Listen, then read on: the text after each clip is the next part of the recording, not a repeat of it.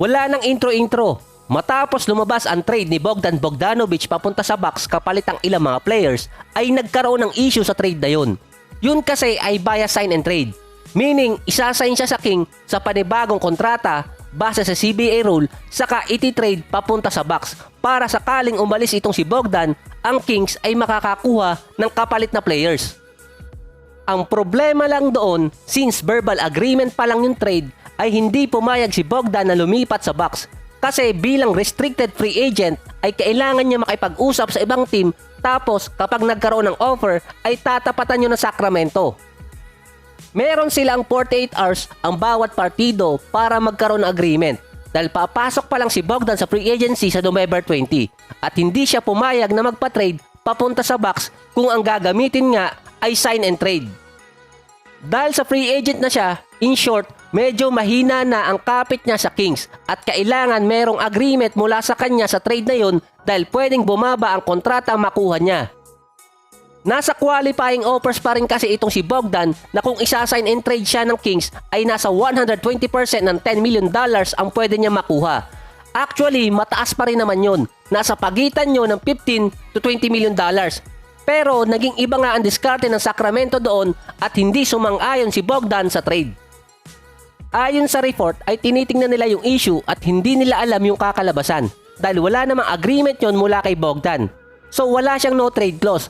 Pero dahil sa restricted free agent niya siya ay meron siyang karapatan na tumingin ng ibang team at kung merong offer ay saka dito makikipag-usap ang Sacramento. Isa pa, verbal agreement pa lang yon at ang actual free agency ay sa November 20. Kaya pumalag doon si Bogdan. Parang ganito lang yan. Nagkaroon ng discussion ngayon ang Dallas at si Gallinari via sign and trade. Ngayon ko lang talaga masasabing sobrang utak ng OKC dahil humahabol sila bago mag-NBA draft as of November 19, 7 AM para magkaroon nga ng kapalit itong si Gallo kahit umalis siya ng team.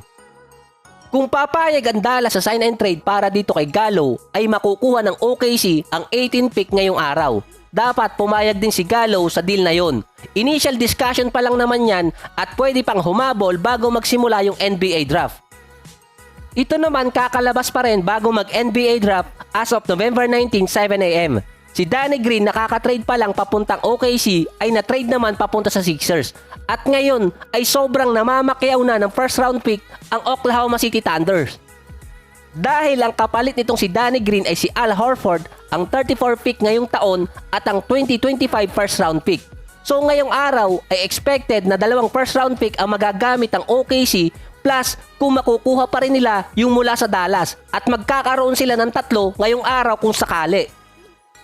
So simple lang naman ang naging dahilan doon ng Sixers para mapababa ang kanilang salary cap dahil si Al Horford ay mayroon pang kontrata na 27 million per year na tatakbo pa ng 3 taon.